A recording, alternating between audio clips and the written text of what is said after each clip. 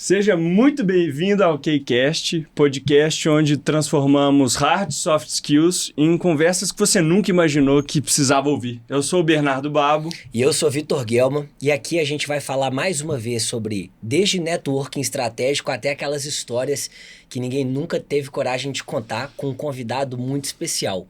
O mais forte daqui é você sair com insights valiosos, provocativos, e chegou a hora de você levar o seu QI com a gente aqui no KCast.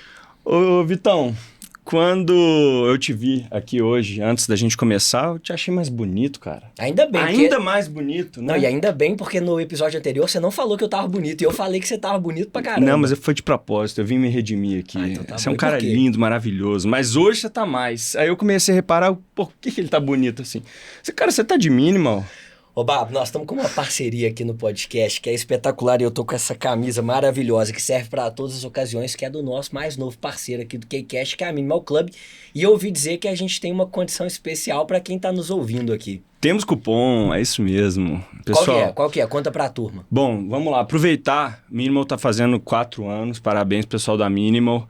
Meus queridos Gig e Bento vão vir aqui, mas muita coisa em promoção no site, com descontos exclusivos. Cupom QICAST15, QICAST 15. Joga lá e aproveita. Muita coisa boa, durabilidade absurda, algodão Pima. Eu sou os mínimos, né? Sou suspeito. Maravilhoso. Não, cara, e a camisa serve para todas as ocasiões. Pois é. Espetacular. E hoje a gente tem um convidado aqui super especial que você conhece mais do que eu. Eu tô aqui para conectar com a história dele. Eu sei que a gente tem algumas coisas bem legais em comum também. Mas quem é esse convidado especial que a gente recebe pela primeira vez um convidado externo no nosso podcast? Cara, é muito legal ter esse convidado aqui. Vocês já viram aí na thumbnail, então não preciso, sem mais delongas, eu vou apresentar esse cara e acho que ele vai trazer um panorama da vida dele aqui muito interessante. Nosso convidado de hoje, ele não só construiu um negócio do zero, como teve a audácia e a estratégia de também vender no momento certo, né? E ele sabe o que significa não dormir para garantir que um caminhão chegue no destino. Ele sabe o que significa se desentender com o sócio e sair ainda mais forte disso. E hoje a missão dele é ajudar as empresas a crescerem, estruturarem suas finanças e se fortalecerem e se tornarem ainda mais valiosas. Felipe Moll, seja muito bem-vindo ao KCast, meu amigo. Obrigado. Valeu, obrigado por estar aqui, podendo participar com vocês, esse início aí da empreitada também de vocês, passar um pouco, né, do meu conhecimento e até um pouco também da minha jornada. E eu acho que a jornada da nossa vida, eu acho que é o melhor para hoje passar para todo mundo, né? Então, acho, né, primeiramente agradecer vocês aí e pela confiança, né, por ser o primeiro externo, né, também. Tem uma missão aqui, né? É uma missão quase impossível, mas vamos lá, bora. Boa. Obrigado. Cara, eu acho que a ideia aqui é que eu te conheço, o Vitor, né, já tem alguma noção e o Vitor é curioso, tá? Ele vai te perguntar muita coisa legal aqui, mas para quem está nos assistindo, acho que é importante a gente começar pelo começo, então eu quero saber do Felipe antes do empresário. Quem é o Felipe antes de tudo isso acontecer? A essência dessa ambição, né? De onde surgiu? E eu acho que uma forma de introduzir tudo isso poxa, como é que surgiu esse espírito, assim? Como é que você foi introduzido a tudo isso na sua vida? Então, eu na verdade comecei fazendo faculdade na FUMEC, né? Então, só que a FUMEC para mim era né, desculpa falar assim, mas vou rasgar o verbo mesmo, mas a FUMEC não ia me dar, não tem preconceito nenhum quem é formado lá, mas a FUMEC eu chegava, minha aula era de segunda a sexta-feira, só que sexta-feira ia até 9 horas da manhã e todo intervalo tinha um DJ, né? E aí eu começava a falar que aquilo ali não ia me dar nenhuma norte de vida ou até perspectiva de vida. E aí eu comecei a pensar eu gostava muito de matemática, eu gostava muito dessa parte de finanças e tal. E aí eu falei assim, cara, eu tenho que ir para uma instituição onde que vai me dar um pouco mais de bagagem disso, né? E aí eu fui para o IBMEC.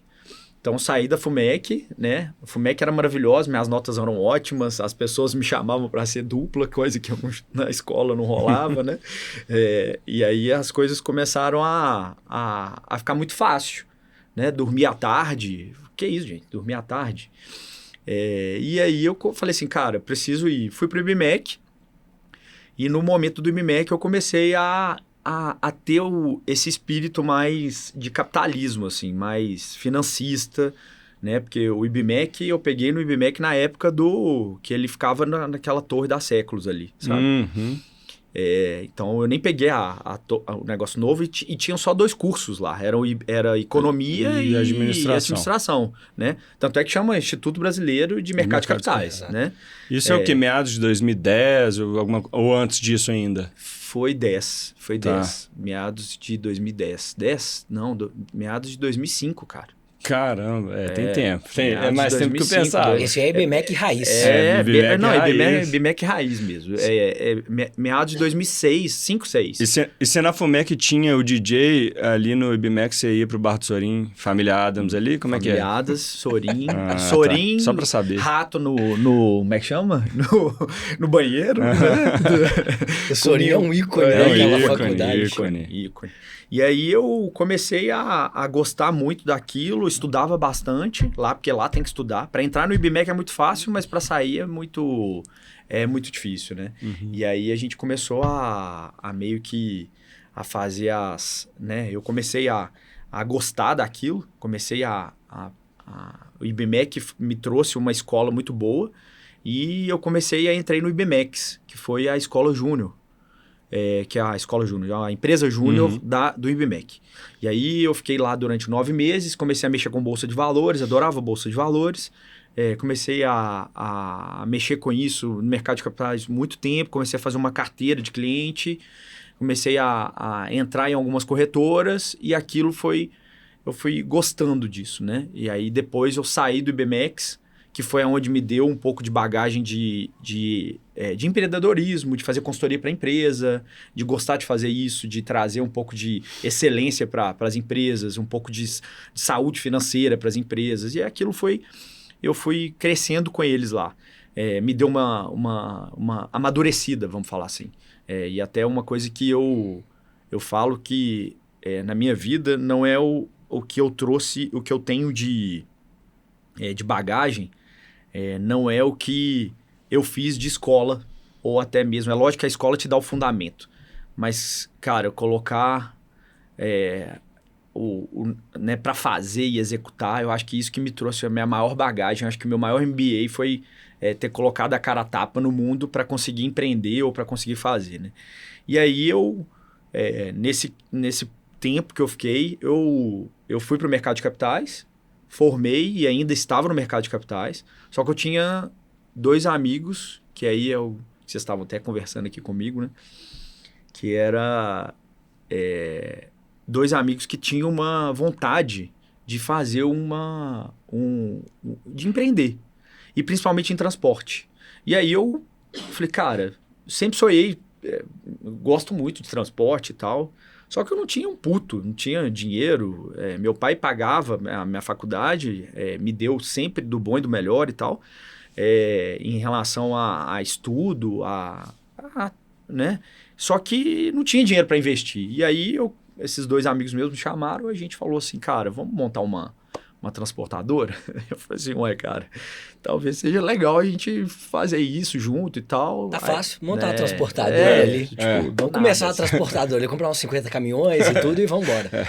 E aí, cara, a mãe do Peter, que é inclusive hoje o padrinho do meu filho, por incrível que pareça, a gente ficou muito, né? A gente ficou muito próximo e tal, é minha família hoje também. E aí o Peter, a mãe dele trabalhava com agenciamento de carga, sabe?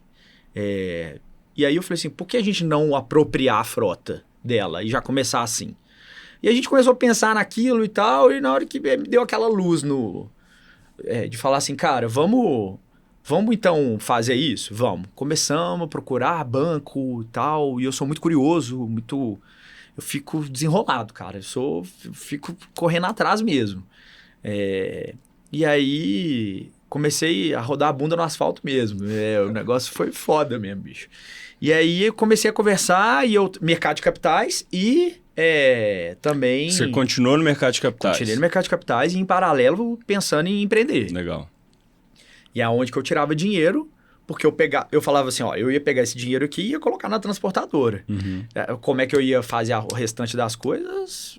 Aí deixa a vida me levar. E aí, até que um dia, o outro sócio nosso, o pai dele era piloto de avião, e ele pilotava para um empresário em São Paulo. E aí, o empresário em São Paulo chegou e falou assim, cara, vamos...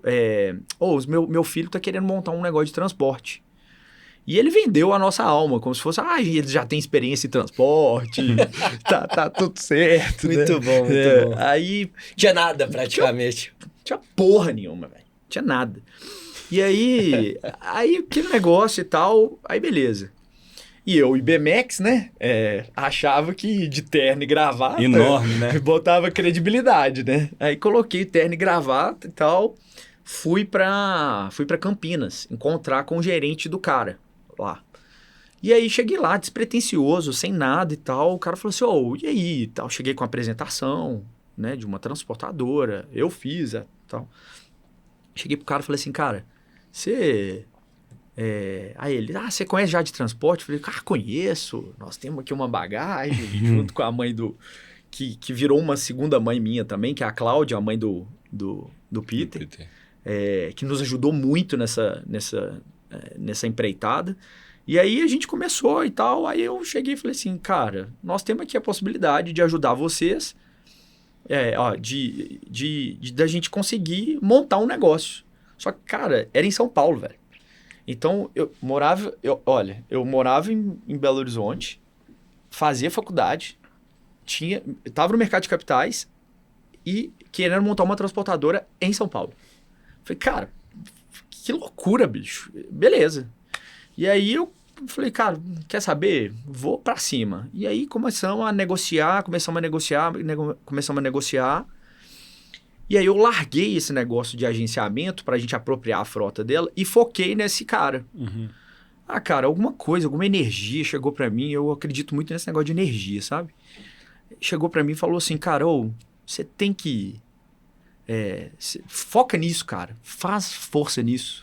É o good feeling. Exato, que a gente falou no episódio anterior. Eu falei assim, cara, vou embora. Foquei, comecei a ver como é que eu ia conseguir trazer e mandei uma proposta. Cara, isso aqui que eu vou contar é muito bom, cara. Porque isso daqui foi o divisor de águas da minha vida. Porque eu mandei uma proposta, eu lembro como se fosse hoje. Eu mandei uma proposta para comprar 2 caminhões. E mandei uma proposta que era do interior de São Paulo, que era do centro de distribuição, não sabia qual cliente que era, para São Paulo. São Paulo capital. E a proposta era o seguinte, cada frete eu fiz uma proposta de R$580 na época. Cada frete, R$580. Aí eu mandei a proposta, o cara chegou e falou assim, cara, R$580, você não consegue fechar com a gente mais de jeito nenhum. Eu falei, meu Jesus, como é que eu vou fazer? Eu não acredito que eu vou perder esse contrato e tal. Carga garantida, algumas coisas assim, sabe? Beleza, nada na vida é garantido, né? Aí, tal, aquele negócio, eu falei assim, cara, quer saber, velho? Eu vou pagar pra ver. E vou mandar uma proposta de 580, mandei 480. Menino, cara, tipo assim, eu tava com 22 anos de idade.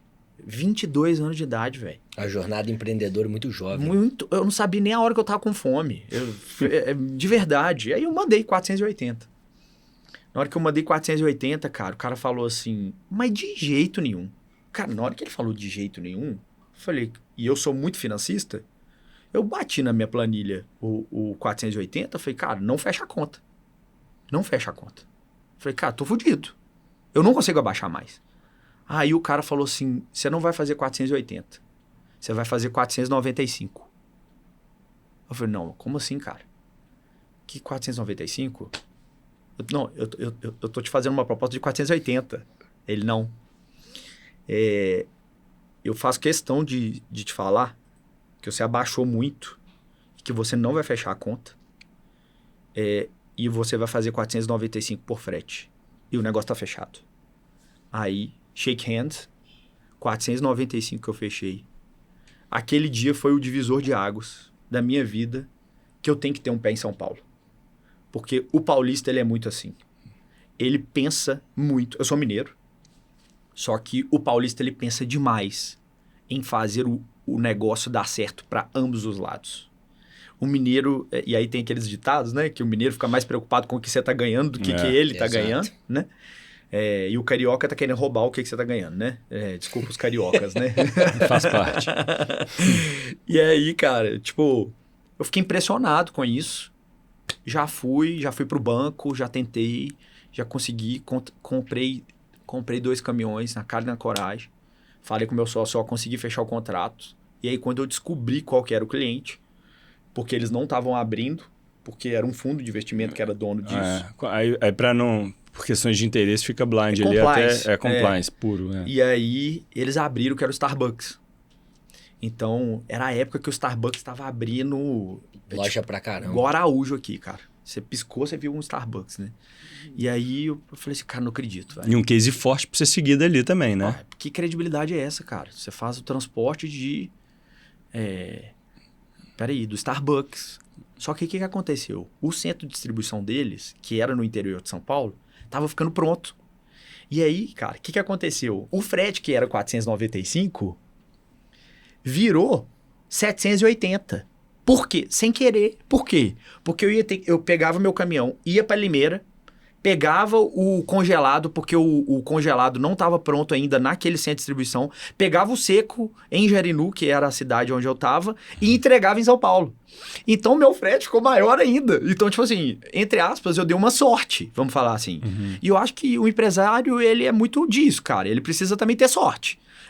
É lógico que a sorte é o encontro do oportunismo com a competência. Eu sempre pensei isso na minha vida. Só que eu vi isso. Era uma oportunidade e eu utilizei com a minha competência e corri atrás. Beleza e tal. E comecei. E aí que veio a minha... Falei assim, cara, agora eu preciso tomar uma decisão. Ou eu saio do mercado de capitais, ou eu foco na transportadora agora direto, por si só. E aí eu falei assim, cara, eu acho que eu vou seguir a transportadora. E você achava mais divertido a transportadora? Você tinha essa sensação assim? Cara, eu tinha um tesão. Pois é, isso que eu queria entender. Eu tinha um tesão da transportadora, de conseguir fazer as coisas, articular, contratar gente. É um risco, né, gerenciar e tal. Eu sempre fui muito na vírgula, né? Graças a Deus, isso é um dom até, meio que... Eu sou muito organizado, né? Sou muito metódico e tal. Eu gosto das coisas, tipo, sabe? Muito... E aí, cara, só que ao mesmo tempo eu sou muito curioso. E aí eu comecei E eu tinha um cara muito próximo meu, que é um mentor meu até, que é o Flávio Mearelli. O Flávio Mearelli é um sócio meu hoje atual. E ele, um belo dia, ele sentou do meu lado no mercado de capitais. E aí, na hora que ele sentou do meu lado... ele já estava mais tranquilo, foi um executivo de muito tempo e tal. E aí a gente começou a trocar ideia e ele me trouxe um pouco de bagagem de valuation. Ele falou, cara, faz uns valuation para mim aí, velho. Aí comecei a fazer valuation.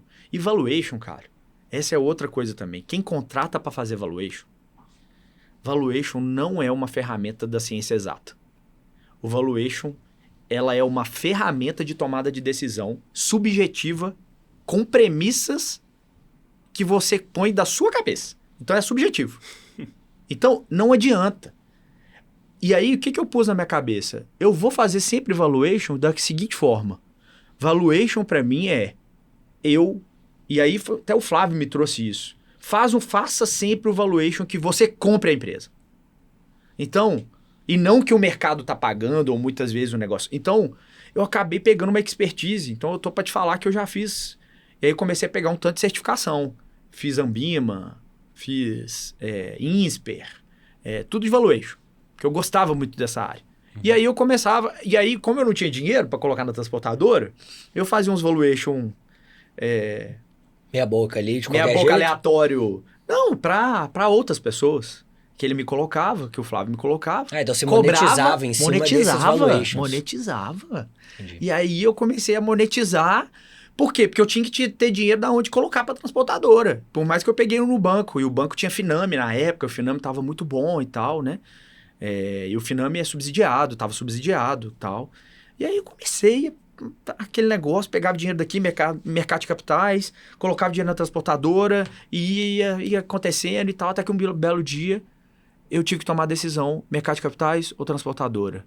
Aí eu falei assim, cara, pelo amor de Deus, me dá uma luz do que eu faço, porque eu adoro mercado de capitais também, cara. Adoro bolsa, adoro tudo e tal, beleza, não é possível. O dono do centro de distribuição lá, o dono não, o gestor lá chega para mim e fala assim, cara, nós temos uma oportunidade para você. Aí eu falei assim, que isso? Me fala, nós estamos gostando do seu trabalho e você tem uma oportunidade de comprar mais um caminhão. Cara, eu não tinha um puto para comprar o caminhão. Onde que eu vou comprar esse caminhão? Mas eu falei assim, aí ele, você compra o caminhão? Claro! Fica tranquilo.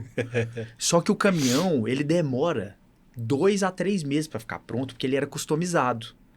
Que era o caminhão do Starbucks. O caminhão do Starbucks, ele tinha seco, resfriado e congelado no mesmo caminhão. Caraca. Então era um negócio complexo. Tripartido, com porta lateral, por conta que tinha que manusear separado e tal, são entregas e tal. Aí eu falei assim, cara, não, até lá eu tenho tempo, né? Aí um jeito, toca o pau. Aí cheguei ao ponto de pegar, comecei a articular, ele falou assim, cara, e o cliente, ele já falou o cliente. Aí que me deu mais tesão ainda, velho. Ele falou assim, o cliente é o Outback. Eu falei, você tá brincando, cara. Não, meus 2 primeiros clientes Starbucks e Outback. É forte, viu? Eu falei assim, não, você tá de brincadeira, eu vou ficar rico. Eu tô rico. Só que, né, mal sabia o que ia acontecer, né?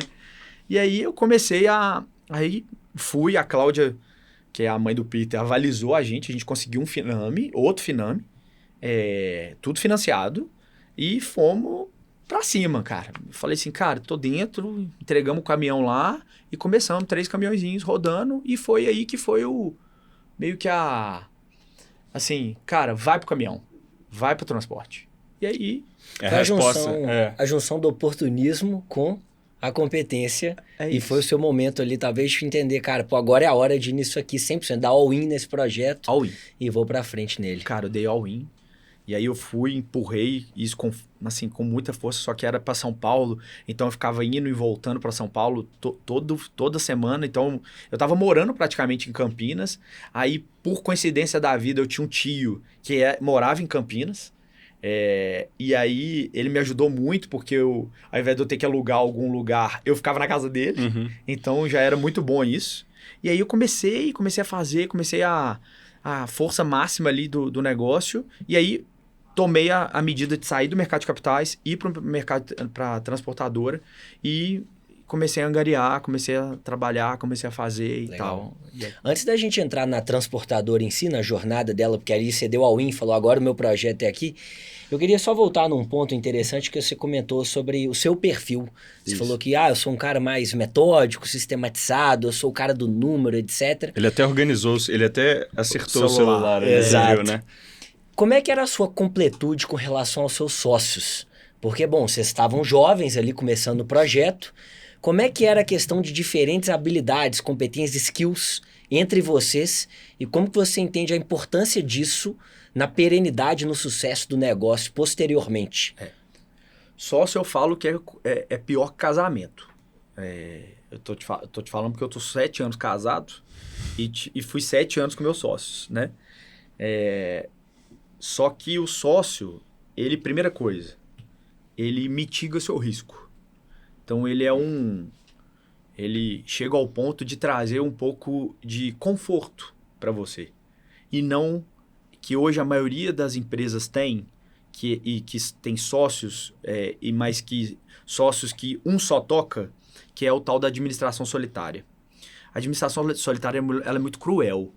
E hoje eu trabalho com isso, né? E a gente vai chegar lá. E uma das maiores dores do empresário hoje é ter essa administração solitária. Então, respondendo, né, a sua pergunta, a gente tinha uma complementação de perfis, só que a gente tinha que ter habilidades um com o outro de saber ter o limite, saber o limite do outro, porque quando a gente é muito novo, a gente não sabe o limite do outro. Eu queria muito pelos meus sócios, e a gente não pode querer nada pelas pessoas. Eu aprendi isso. Então, esse é um primeiro ponto. E o segundo ponto é que é o seguinte, cada um tem um perfil. E o perfil, ela tem que ser um complemento. Ela não pode ser um perfil... se você tiver o mesmo perfil, a chance de dar errado é muito grande. Então, eu tinha 2 sócios. Então, era eu, que era o metódico, era o financeiro. Analítico, que coloca a mão na massa, o que fazia, o que acontecia. Eu tinha um sonhador, que era o sonhador que trazia... cara, vamos comprar, vamos acontecer, vamos trazer... O cara maluco. O maluco. Ele era... O Neto, ele vai me escutar ainda, mas ele é um maluco, mas que eu adoro ele e gosto muito dele. E tem o Peter, que era o calmo, que a vida tava tranquila, e que tá tudo bem, vai dar e certo. que vai dar certo... E que ele... muitas vezes eu quebrava emocionalmente ali, ele me dava um apoio, mas também não era muito de colocar a mão na massa, não. Era meio mãozinho de dinossauro, sabe? É o psicólogo otimista. Entendeu? Ali, né? Ficava... negócio, eu até brinco com ele esse negócio, mas ele sabe, eu sempre falei isso na frente dele. Só que a gente tinha essa... E a mãe do Peter nos ajudou muito também a ser mais... Essa questão de avalizar, sabe? E aí, então a gente tinha um complemento, né, dessa sociedade. Só que a sociedade, ela tem isso que eu te falei. Eu acho que a sociedade, ela tem que ter um respeito até onde a pessoa pode ir, em termos de limite, mas eu acho que ela também, você tem que abrir mão demais. Você tem que... não é a palavra certa abrir mão, mas eu acho que você tem que chegar ao ponto de... Flexibilizar. Acho que você tem que... a pessoa, muitas vezes, você tem certeza que você está certo. Só que você tem que abrir mão. Não tem jeito. Você tem que fazer isso para o negócio dar certo. Senão, não dá certo. Uhum. Ele tem que ser escutado um pouco também. Senão, não funciona. Então, foi mais ou menos isso que eu vejo como os skills e como a complementaridade ali do negócio que fez a gente dar. Porque muitas vezes um que tá querendo comprar 45 caminhões, o outro tá... Calma, velho. A gente tá nem começou agora a mexer agora. E eu nem sei o que é peça, o que é caminhão, o que é... Então, é mais ou menos isso que... Legal demais. E uma questão só pra gente fechar essa parte também societária. Uhum. Como é que foi para vocês entender o momento de formalizar a estrutura societária? Porque a turma jovem, quando vai empreender, conecta em projetos e começa o projeto. Mas não formaliza a situação societária, etc. E aí, obviamente, o combinado não sai caro. Quando que vocês deram esse passo de formalizar, estamos juntos aqui, agora a gente tem acordo de sócios, etc. Porque no início eu imagino que tenha sido meio loucura. Cara, vamos juntar aqui as skills, o que cada um tem, a gente tem aqui um propósito em comum da transportadora, etc. Mas como que a gente... agora formaliza isso pela necessidade da empresa também de... Estamos num patamar maior, a gente tem clientes maiores, Starbucks, Outback, imagino que ali vocês já estavam provavelmente formalizados, ou se não, conte pra gente. Mas quando vocês entenderam esse passo importante de estamos juntos e agora organizados e formalizados? Cara, o empresário brasileiro, ele é desformalizado. Ele não existe uma formalização. E se eu tivesse... com a minha cabeça que eu tenho hoje, começado, né, com essa cabeça, a primeira coisa era fazer um BP, que é nada mais, nada menos que um business plan mesmo, de organizar isso e ver aonde é que eu vou chegar. Então, se as pessoas ficam com medo de contratar uma consultoria dessa, e a consultoria dessa, ela é primordial para ver o seu direcionamento, não é para falar onde é que exatamente você vai ficar, não. Mas ela te dá um direcionamento. Você sabe onde é que você está pisando. Se o caminho for para esse lado, você sabe muitas vezes o que vai acontecer. E aí, nesse sentido, a gente organizou depois de um certo tempo, sabe? É lógico que teve o contrato social, a gente teve a empresa, formalizamos a empresa, fizemos uma matriz aqui, fizemos uma filial em São Paulo, e aí começou essa formalização mesmo. Só que acordo de acionistas, quando você tem sócios, eu acho que regras claras preservam as amizades. E aí, eu faria desde o início também um acordo de acionista. A gente não tinha um acordo de acionista. A gente chegou um certo momento, depois de 3 anos de empresa, a gente começou a formalizar isso através de uma ata. Legal. Então, tudo que a gente tomava de decisão, a gente colocava, todos assinavam e metia bronca. Porque era um terço, um terço, um terço. Legal. Tá? E aí, a maioria sempre vencia. E aí eu brinco que sociedade no número par, ela é terrível, né? É muito difícil. Porque nem Deus e nem Jesus para falar qual que vai ser o decisivo em relação ao número par de sociedade. Eu peguei agora, tem pouco tempo, uma empresa de 14 sócios, cara. Eram 14 sócios, ou seja, era muitos sócios e ainda número par. Tipo assim, teste para cardíaco, velho. Exato. Então, se você não coloca um pouco das regras claras, né, o acordo, o que tem que ser deliberado, e aí a gente começou a colocar aquilo e ver o seguinte, olha, uma coisa que eu coloquei, filho nosso, se a gente perdurar com a empresa, filho nosso só pode chegar na gerência. A não ser que tenha sucessão em termos de morte ou alguma coisa nesse sentido. Porque começa a bater, meio que... Desequilibrar de alguma Desequilibrar forma. e Sim. muitas vezes bater cabeça. Legal. Mesmo, né? E, então, assim, eu acho que, né, vale a pena bastante isso. Vale a pena ter modelagem financeira, que é o BP, para ver onde é que você vai. E vale a pena você colocar uma regrinha. Não precisa ser uma coisa complexa, não. Mas chama Um bom advogado, um bom apoio. advogado, um apoio, uma consultoria, um cara que você liste as coisas para colocar a regra. No mínimo para ser né? um mediador disso tudo. Mediador, cara. E na questão dos filhos, foi esse tema dos filhos. O pessoal concordou contigo? Fácil? Concordou. Todos concordaram? Vocês tiveram unanimidade com relação a esse assunto? Unanimidade porque é o seguinte, cara. A gente via claramente o tanto que o filho, quando vem, ele... Primeiro que ele vem achando que... Né, o filho, quando ele tá vindo, ele já vem aqui em cima, aqui, né? Na escala de sucessão ali, ele não come capim primeiro. Ele vai no filé mignon já, né? Então, cara, não. E aí é onde cai uma grande diferença entre herdeiro e sucessor. Porque sucessor, ele é formado, treinado, preparado, etc. O herdeiro não, o cara que quer sentar e comer o filé mignon, como você bem disse. O IBMEC era muito... Ele tinha essa fama, né? Tem mesmo. Muitos herdeiros, poucos sucessores. Mas uma excelente faculdade. Sou prata da casa também. Excelente faculdade. Vamos falar da transportadora? Como é que foi esse momento? Porque ele chegou e falou assim, poxa, agora eu tinha 2 clientes grandes. Eu tinha ali Starbucks e Outback. E aí, como é que foi esse momento, cara, com você, com 2 clientes de peso, 2 marcas fortes, os 2 primeiros clientes ali praticamente? Como é que foi esse momento para você? Cara, foi desafiador. Eu acho que eu tive porque se tem uma coisa motorista, para mim, eu não quero ver tão cedo na minha vida. Com toda a franqueza, porque ou raça... desculpa, assim, a franqueza, mas eu sou assim, cara. Eu não tenho condições, principalmente lá em São Paulo, os caras já chegavam, porque antes da reforma trabalhista, cara, era completamente tendencioso ao trabalhador, né? E aí, cara, o cara já chegava com a lei pronta lá. Então, eu comecei a falar, cara, que dor de barriga é essa? O nego chega aqui já querendo já falar qual são as normas e as regras e tal.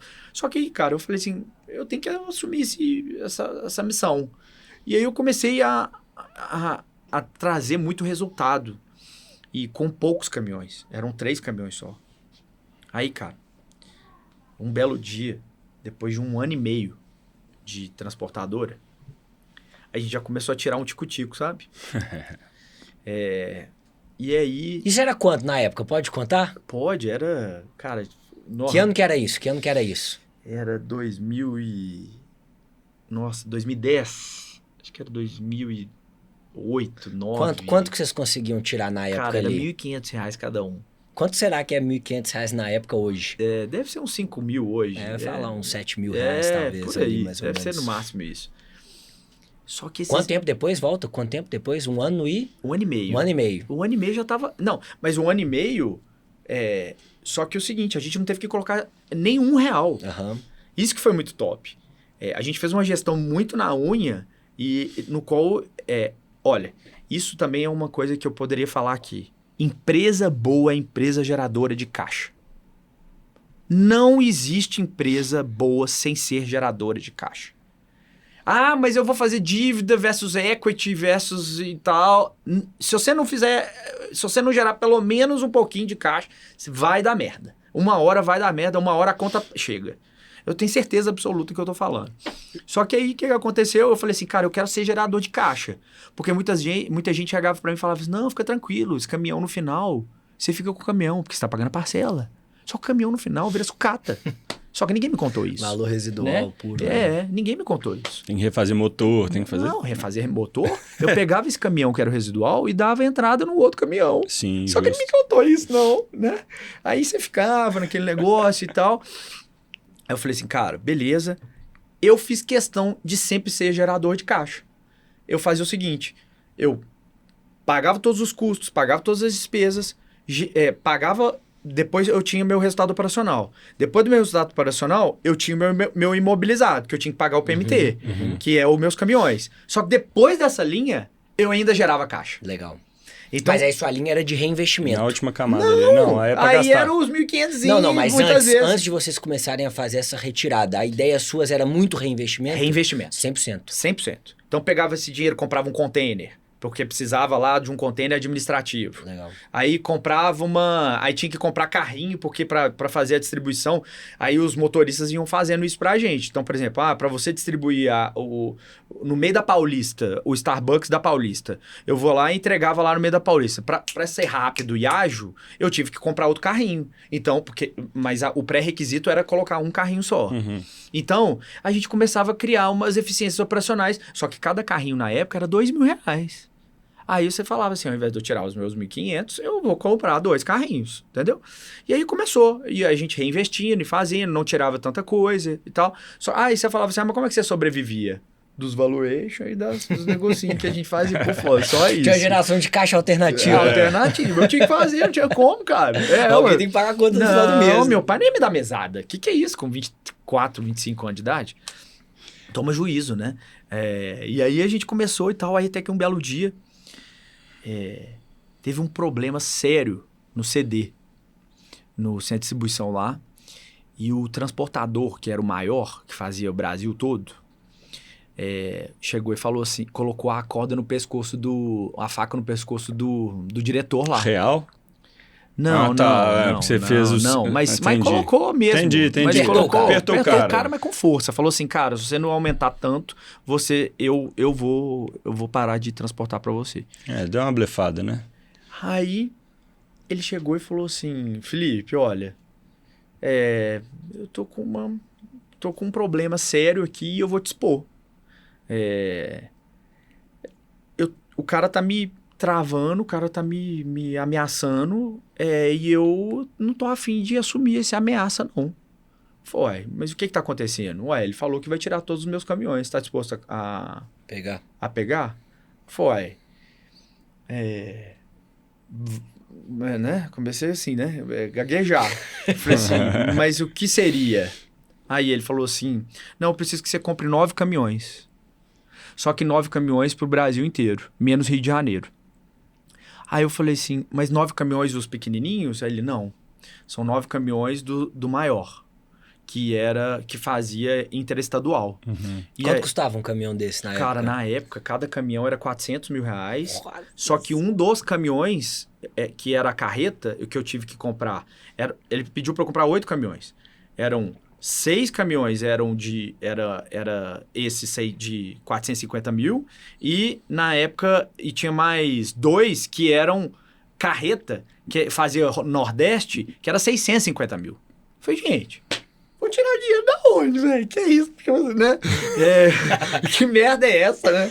Aí eu falei assim, não, eu preciso pensar alguma coisa, cara. E aí, bicho, a vida é muito louca, tem hora, cara. Apareceu a sorte de novo, a competência com a oportunidade? Então, aí foi um pouco da competência, cara. O que aconteceu?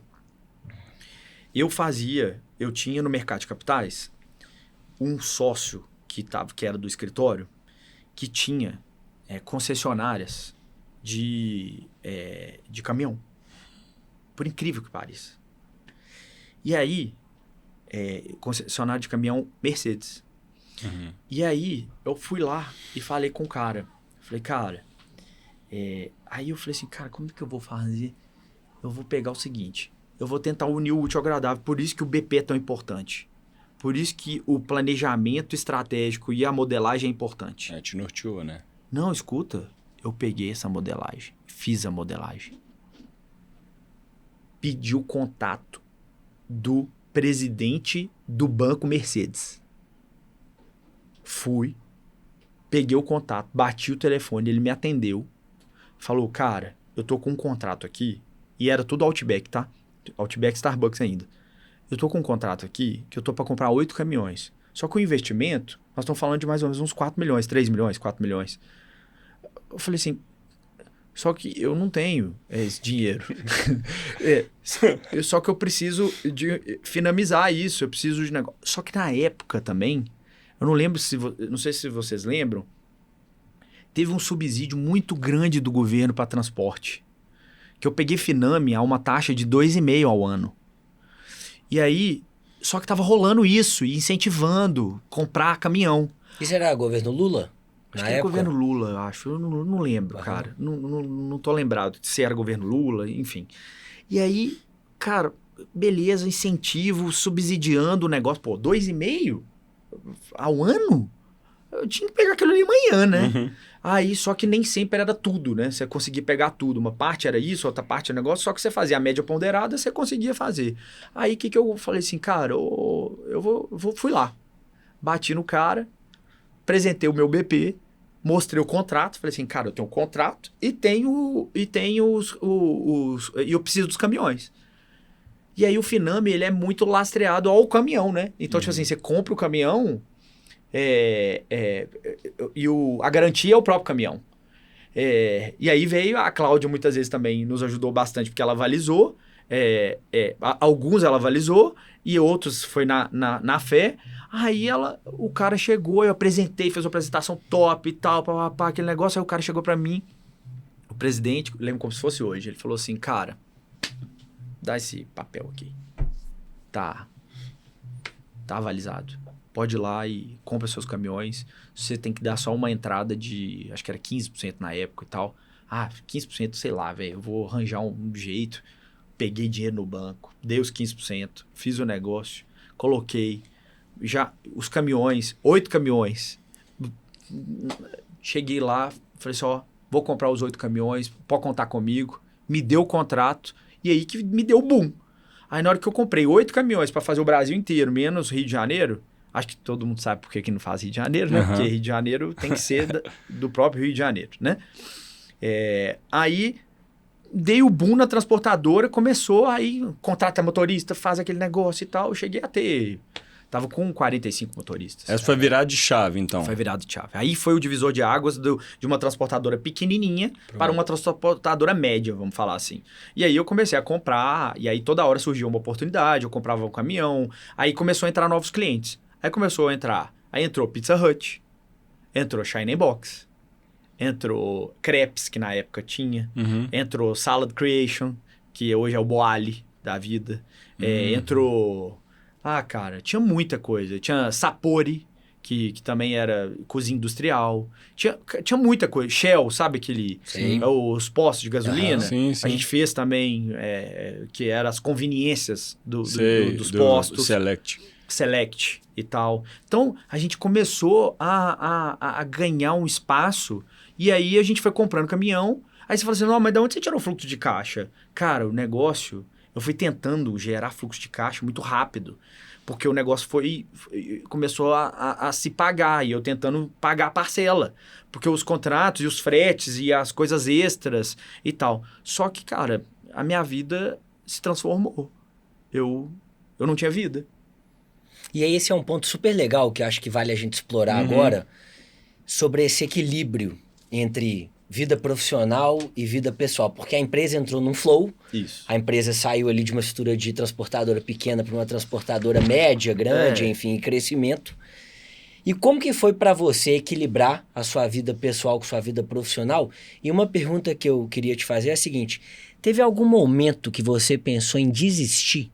Você falou, cara, isso aqui é difícil demais. Pode ser quando você estava menor ali no início. Cara, isso aqui é difícil demais, isso aqui não é pra mim, eu não nasci pra esse negócio, não vai dar certo. Já teve algum momento que você enfrentou essa angústia? Cara, eu acho que eu tô pra te falar que desistir nunca foi uma opção pra mim. Massa. Nunca foi, cara. A gente não sabe qual que vai ser a jornada, a gente só tem certeza que ela vai dar certo. Eu não tinha como dar errado ali. Só que eu desistir pra mim, eu acho que nunca foi uma palavra muito bem aceita por mim. Eu acho que o empresário não pode ter essa palavra na cabeça dele. Uma coisa é ter alternativas, outra coisa é desistir. Cara, se você desiste, velho, vai tudo por água abaixo, velho. Você quebra. Sabe que tem? Você quebra. Essa desistência no empreendedorismo, ela pode se traduzir hoje como uma grande pivotada, né? Na melhor das hipóteses, você entender que um caminho não funciona e Mas você é o que ele seguir falou, outra coisa. alternativa. Exato. Assim, só trouxe pro vocabulário, né? Complementando esse ponto, aí eu quero entender, porque assim, é hardcore ser empreendedor no Brasil, né? E Total. principalmente o seu setor, né? Que era na época... É um setor complexo demais, a logística é uma coisa difícil, enfim. Você teve algum grande tombo, mesmo que você não tenha pensado em desistir, mas assim, onde, sei lá, você sentiu e falou, poxa, eu vou quebrar. Alguma coisa assim que passou pela... Total, Quando eu comprei os 8 caminhões, chegou os 8 caminhões. Passou 1 mês e meio, meu motorista foi com o meu caminhão, bateu o caminhão porque ele dormiu. Em 1 mês, eu fiquei sem um caminhão, que era 400 e poucos mil, e eu tendo que pagar a parcela. Então, os outros 7 tinham que pagar a parcela desse 8. Foi um aprendizado total, que eu ponho na minha vida também que tudo é um aprendizado. Uhum. Nada é um fracasso, tudo é aprendizado. E aí, eu falei assim, cara, como é que eu vou fazer? Literalmente, fudeu.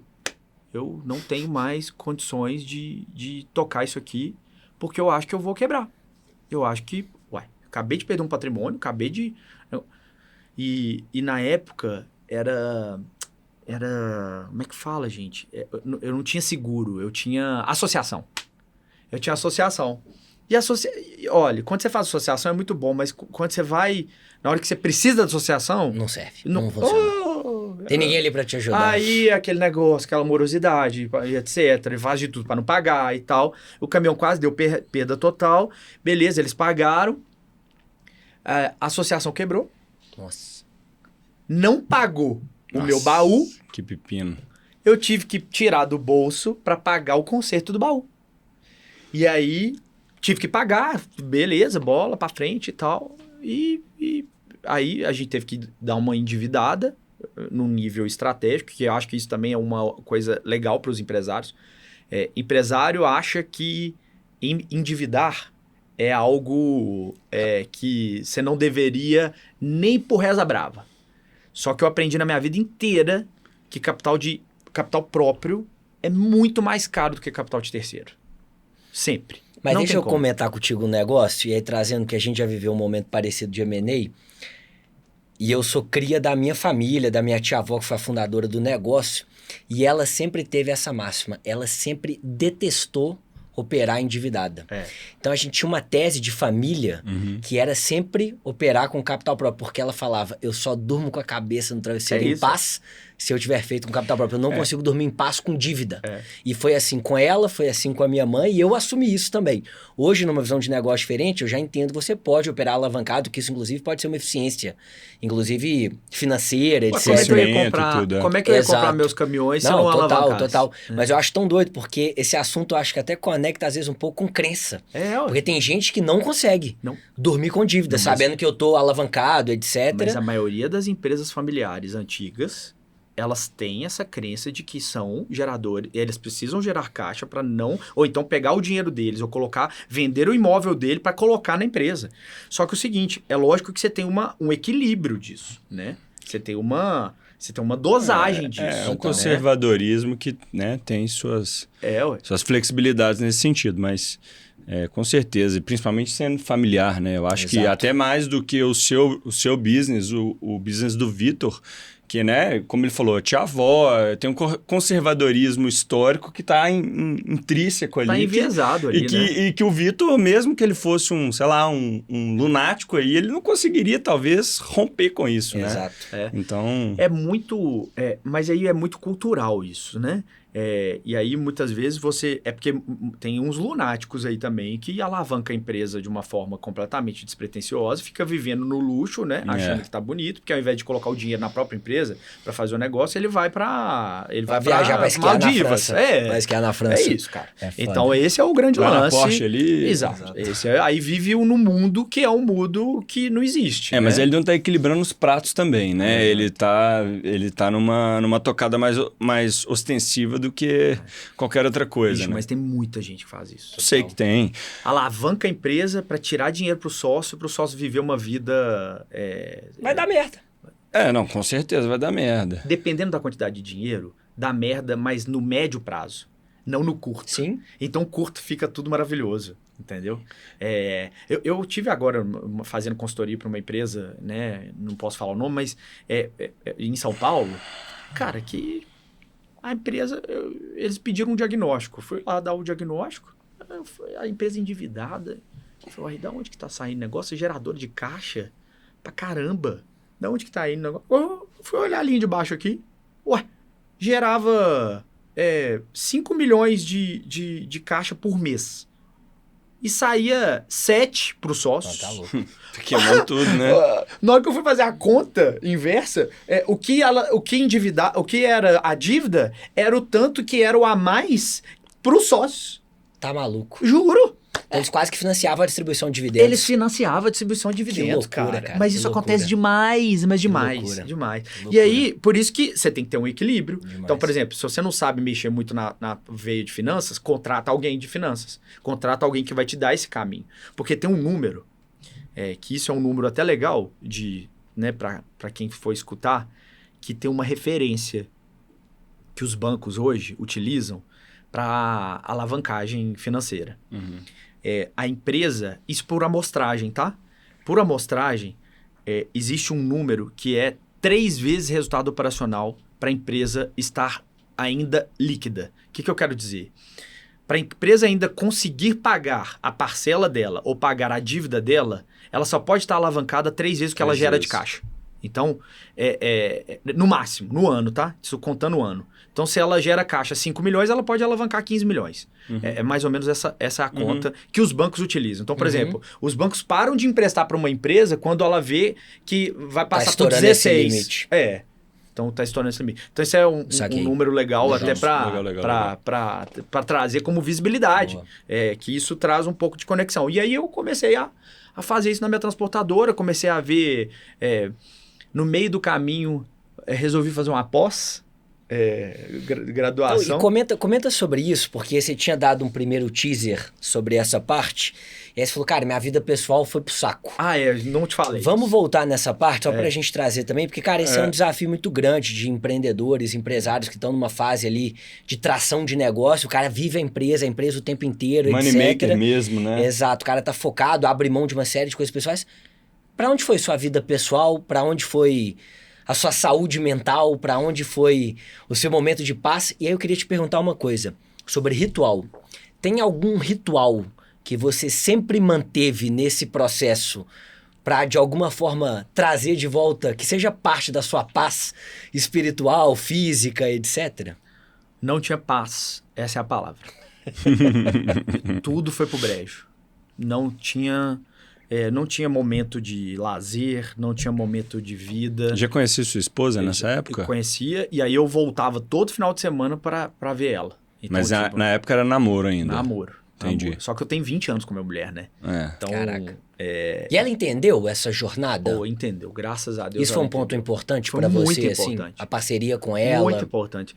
Eu falo que, graças a Deus, eu achei uma pessoa certa muito cedo. eu falava ao contrário. Eu falava assim, nossa, né, menino, nossa, eu tô namorando tem muito tempo, então eu não sei o que é. Nossa, mas eu te falo que isso me deu um pouco de paz. Um pouquinho de, sabe, de amparato de família, assim. E ela tinha uma família muito boa e tal. E aí, cara, só que eu não tinha vida. Eu não tinha vida de lazer, eu não fazia esporte.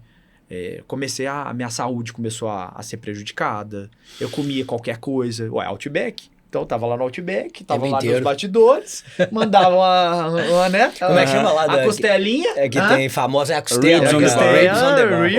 Ô, Felipe, é engraçado você falar isso. Eu escutei, acho que de um podcast, um corte, alguma coisa assim, do Nigro falando sobre isso, né? Eu não lembro com quem que ele tava ali na entrevista, mas falando assim que, cara, por X tempo a saúde dele foi pro buraco, e que assim, talvez hoje ele tenha uma condição mais tranquila. E a Maíra Card botou ele no jeito também depois, o cara ficou bonitão no shape.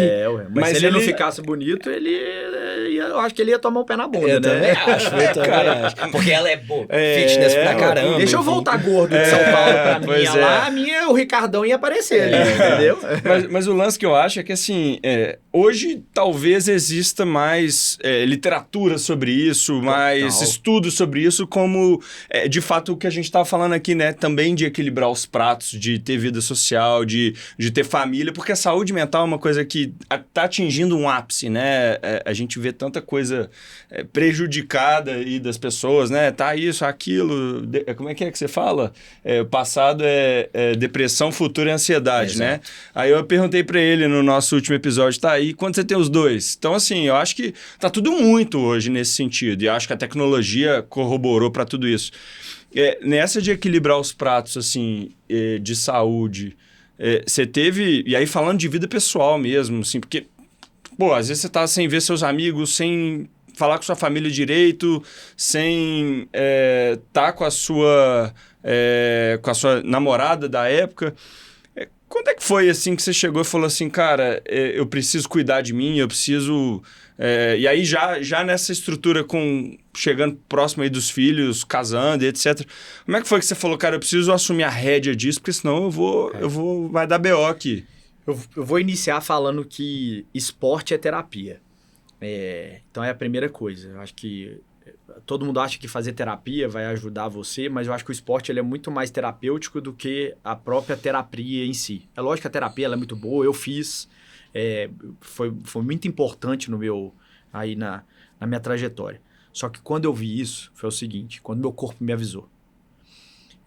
Eu tive um problema de saúde, né, indo e voltando, vai para o aeroporto, vai para o interior, pega o carro, porque eu alugava o carro, ficava indo nos interior tudo para acompanhar as entregas e tal, e caminhão, aí motorista faltou, eu que ia lá. Estresse na tampa. Não, eu que ia, Você tem carteira? Não, que carteira, velho. Que carteira.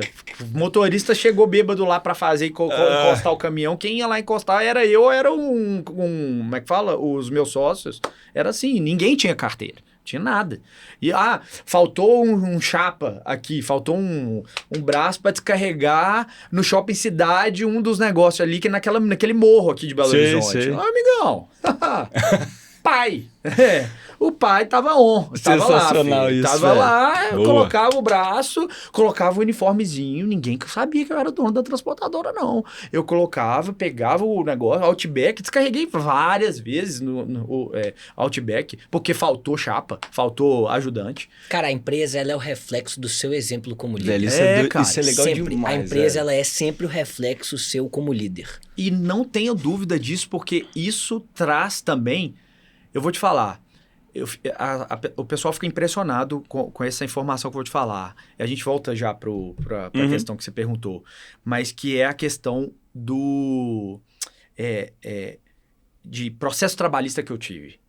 Durante todo esse tempo que eu tive eu tive 15 processos trabalhistas. E ninguém acredita. Baixíssimo, tipo assim, cara. É mais ou menos 2 por ano, cara. E diante da situação. Mas o que eu fazia, cara? Eu não deixava os meus motoristas acharem que eu era filhinho de papai. Porque eu não era, velho. Então eu ia na casa dele comer frango com quiabo com ele. É isso, cara. É isso. Aplausos Entendeu? Porra, eu animal ia isso. eu sentava do lado dele, do caminhão, e fazia as coisas com ele. Eu chegava lá com um sanduíche pra ele pra fazer e comia junto com ele. Cara, essa diferença. Tato. Esse negócio. É Você acha que não a faz humanidade, diferença? cara. Mas faz diferença. Cara, o relacionamento, as pessoas vivem pelas pessoas. Não, pode falar o que for. As pessoas vivem pelas pessoas. Não é à toa que existe fofoca, não é à toa que existe negócio, não é à toa que o Instagram bombou. Por que o Instagram bombou? Porque o pessoal fica querendo ver a vida do outro, cara. Futricar a vida alheia, nada Pelo além amor disso. de Deus, velho. Por que Big Brother deu certo, cara? É porque é uma coisa tão idiota. E ela quer ficar escutando o fifi, né, das coisas. Então, só que eu tinha uma condição muito boa com os meus motoristas. Eu tinha sabe? Relacionamento Um relacionamento. Gente como a gente. Eles abriam a porta da minha sala como se fosse tava abrindo a geladeira deles, velho. Entendeu? Então, só que quando a gente vai começando a ficar maior, e aí eu comecei a afetar minha saúde por causa disso. Uhum. Que aí que veio a questão que é a resposta. A minha vida, eu não tinha vida pessoal. Eu te falar que 10% eu dedicava pra minha vida pessoal e 90% pra minha vida profissional. Isso era claro. Se não for mais, tá? E aí, o que eu fiz? De repente, um dia, eu tava no aeroporto. Tô lá esperando o voo. Aí, delay, sabe? Tipo, atrasado. Aí eu falei assim, cara, não é possível. Tô cansado pra caralho, bicho. Vou ficar aqui nesse negócio. Aí, de repente, bicho, eu tava assim na cadeira, assim, sentado.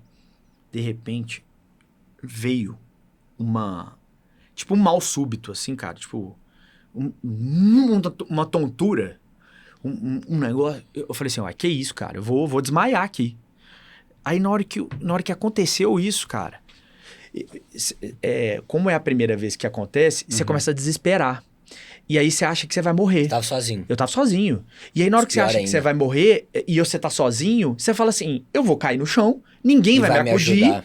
E eu vou daqui pra algum lugar. Pra Marte. E é capaz de você estar pensando no voo, né? Que eu tenho que acordar pra pegar o voo. Então... Pra pegar o voo pra estar lá no negócio no outro dia. Eu desesperado, aquele negócio, eu comecei... Meu amigo, eu fui pro banheiro, comecei a respirar, comecei a passar... Liguei pra minha mulher, liguei pra minha mãe, falei assim, tô passando mal, se acontecer alguma coisa... Aí deixei as duas desesperadas. Tal. E longe pra caramba. Longe pra caramba, aquele voo pra pegar o negócio. Fiquei monitorando elas, falando. E uma tontura. E aquele negócio não melhorava. Falei assim, mas eu preciso ir embora. Cheguei, fui pra... Eu peguei o voo, consegui entrar dentro do voo. Fiquei passando mal o voo inteiro. Cheguei, na hora que eu desci, fui direto pro hospital. Cheguei, fui pro hospital. Na hora que eu cheguei no hospital, fui lá... pressão, exame de sangue, papapá, sei lá o quê, tudo normal. Crise de ansiedade. Eletro e tal. Eu tive uma crise de ansiedade, meio que uma síndrome do pânico, assim, ligada. Não era síndrome do pânico, mas uma coisa, que foi um cansaço meio que efetivo, que eu ficava que deu tontura. E aí, fui nos médicos, tentando olhar, e minha tontura não... Cara, eu conversava aqui com vocês tonto. Eu ficava aqui, ó... Meio mareado, né? Meio tonto. Meio... Né? E aí aquele negócio, ia tal. 2 anos eu fiquei com essa tontura, tomando todos os remédios, fazendo todos os exames que você imaginar, eu fiz, pra tentar melhorar. Imagina, cara, você ficar vivendo tonto. Quantos anos na época? Tava com 27, 28. Caraca, muito jovem. Muito demais. novo, cara. E muito tipo assim, eu falei assim, não acredito, cara. E eu não tava conseguindo fazer nada, bicho. Aquilo tava me deixando louco. E aí eu comecei a conviver com aquilo. Até que um belo dia, falaram comigo que tem uma médica aqui, no Mater Teresa, que era especialista em tontura. E eu fui nela. Mandou fazer o exame de novo. Na hora que mandou fazer o exame de novo, falou assim, Felipe, você não tem labirintite? Porque todo mundo tava falando que eu tinha labirintite. Eu falei, você não tem labirintite? Eu falei, depois de 2 anos, né? Que legal, ótimo, né? Aí, ela falou assim, você vai tomar um remedinho aqui, que é um ansiolítico, que não é para depressão, mas isso aqui trata tontura. Em uma semana, Tava 0. eu melhorei. Eu falei, não acredito. Eu rezo pra essa mulher todos os dias. Deixa o nome dela aí, lembra o nome dela? É Cláudia, doutora Cláudia. Doutora Cláudia, você ajudou a vida aqui mas do ajudou, Filipão cara, a botar mas ele no ajudou. Mais lugar. uma Cláudia na sua vida, então, hein? Cláudia. Teve Mas a mãe do Peter é Cláudia, São agora duas- essa Cláudia. E essa foi o meu divisor de águas pra melhorar. E aí eu tomo até hoje. Não melhorei. É uma coisa crônica que eu tive, que é um resquício da transportadora. Uhum. Porque É igual a tatuagem, né? Fica pra Pra sempre. sempre. ela falou, e a médica chegou ao ponto que você tem como ir tendo essa melhoria. Dosar, equilibrar isso. Eu continuo com a mesma dose, mesma coisa e tal, né? Tô até expondo a minha vida aqui Mas pessoal. aqui é pra isso mesmo. Aqui é mas pra é isso isso. mesmo. Eu Aqui tomo é pra medicamento ser também. sincero. Mas eu tomo, mas... E eu não tô nem aí de falar que toma e cagando tal. andando. Faz Só que bem pra cara, mim. só que eu fiz tudo. Eu fiz fisioterapia. Gente, se você soubesse. Eu fui uma vez, cara, que eu fui fazer fisioterapia de ouvido. ATM, Aí na hora que eu fui aqueles fazer trem todo, né? fisioterapia de ouvido, na hora que a pessoa me colocou pra baixo, assim, pra trás, assim, aí eu falei assim, gente, não é isso. Não é isso que eu preciso. Não é essa fisioterapia. lugar Aí eu ficava errado. assim, ó. Aí, sabe, umas coisas loucas. Eu falei, gente, não é isso que eu preciso. Isso aqui não vai me melhorar. Eu tenho certeza absoluta. Loucura. Aí, pronto. Aí melhorei, graças a Deus, voltei. E aí que foi o divisor também de águas pra eu falar assim, cara, Preciso cuidar de si. meu negócio... Aí, o que eu fiz? Fui pra... Aí, linkando a nossa conversa, eu fui pra... Falei assim, cara, eu preciso estudar, preciso ter novas conexões, preciso voltar pra academia. Te botou no centro isso, né? Voltou. A vida precisa ter um equilíbrio, cara. E você... os extremos são sempre errados na vida. Tanto político, né? Todo mundo fica nesse negócio de extremismo e tal. Gente, Coca-Cola faz mal. Gente, se você tomar Coca-Cola todos os dias, 24 horas, faz mal. Como qualquer outra É coisa. igual aquela mulher que morreu de tanto beber água. Não faz sentido, né? Não faz sentido isso. E aí, o que aconteceu? Eu fui e fiz Fundação Dom Cabral. Legal. Fiz Fundação Dom Cabral em São Paulo. Gestão de negócio. Fiquei... Por incrível que pareça, eu não tinha dinheiro na época. Fiz um processo seletivo e ganhei uma bolsa. E aí, fiz de graça, graças a Deus. Fiz a Fundação Dom Cabral, que tinha um incentivo lá de negócio de transportadora também. E aí comecei a estudar. Comecei a ter novas conexões em São Paulo e tal. E comecei a ter uma visão de negócio diferente. E aquilo foi me trazendo até que um belo dia, eu cheguei e falei assim, cara, será que eu quero isso pra minha vida? Será que... Aí eu comecei a me questionar. Acho que o susto faz a gente sair um pouco daquela visão tão adentrada que a gente se encontra, sabe? Gente, eu acho que eu não consigo explicar aqui, e nem pra vocês, o que é uma vida de um dono de um transportador, de uma transportadora. É uma casca grossa que a gente toma. Cara, eu falo que o meu maior MBA foi esses 7 anos de transportadora. O que eu tive de conhecimento, de pegar tudo vocês imaginaram, enfiava a cabeça debaixo de caminhão pra ver se a peça, o negócio, levava pra consertar, voltava. Fiquei entendendo de tudo. Até que esse dia que eu tive esse problema, eu falei com meus 2 sócios. Porque meus 2 sócios não eram tão atuantes quanto eu. E a gente, isso também é legal, que você estava perguntando até um pouquinho de acordo de acionista, governança, eu ganhava mais de prolabore do que eles. Legal. Você tinha uma função executiva maior do que a deles. Maior. E aí, cara, até que eu cheguei e falei assim, cara, eu preciso contratar 2 executivos para mim. Preciso colocar 2 caras aqui para ser a minha blindagem. Porque chegou um certo momento que eu tava com 40 funcionários. Eu tava com... A gente chegou a 22 caminhões. Rodando, então 22 caminhões, e fora os agregados, que a gente tinha uns agregados também, então no total era 30 caminhões, vamos falar assim. E aí começou aquele pensamento de... Aí, de repente, surgiu um empresário querendo comprar uma transportadora.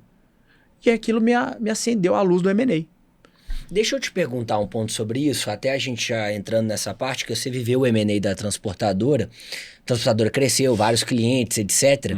Mas eu queria conectar essa questão do M&A da transportadora, do momento da venda que te abriu a cabeça nesse momento, com tudo que você viveu para trás. Vou te fazer uma pergunta difícil, porque aqui a gente faz perguntas difíceis. Valeu a pena ter passado por tudo isso? Os problemas emocionais, etc., a questão lá do eventual desmaio quase que você teve. Valeu a pena passar por tudo isso, se consolidando até o M&A da transportadora? Eu faria tudo de novo. Tudo de novo. Então, respondi. Filipão, vamos abrir a transportadora? Cara, agora com 37 anos de idade. Porque até agora você tem bagagem, filho. né? 80 filhos.